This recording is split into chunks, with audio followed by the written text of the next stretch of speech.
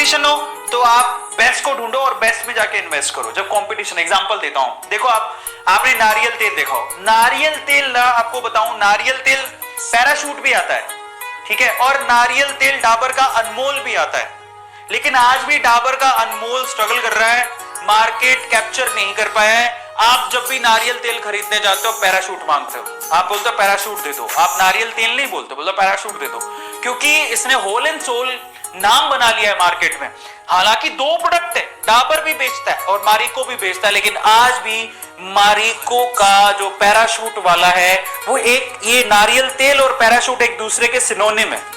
आप नारियल तेल बोलोगे नहीं पैराशूट दे दो, ऐसी करके आप जब पेस्ट करते हो जाते लोग कोलगेट दे दो, समझ रहे हो, तो ये सिनोनिम बन जाते हैं, तो कंपटीशन अलग ही रह जाता है और इन्होंने जो क्वालिटी जनरेट की है वो अलग ही हो जाती है। तो ये बहुत इंपॉर्टेंट है।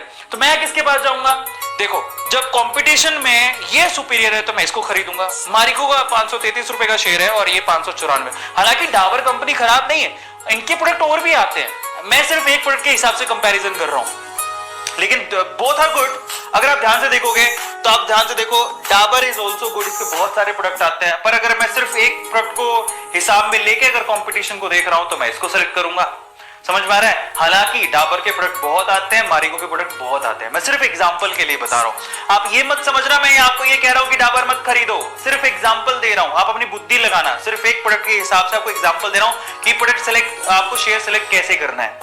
अगर आप किसी कंपनी को लेके कंफ्यूजन में हो, किसी प्रोडक्ट को लेके कंपनी सिलेक्ट कर रहे हो और उसमें कंफ्यूजन में हो, तो उस प्रोडक्ट में बेस्ट कंपनी कौन सी मार्केट में, उसको सेलेक्ट करो। जैसे आप घर पे डेली नारियल तेल लगाते हो, एकदम चंपू हो जाते हो, फिर उसके बाद नारियल तेल, ओके मैं शेयर खरीदूंगा इसका, तो इन दैट केस आप जाओ बेस्ट पर, उसका शेयर।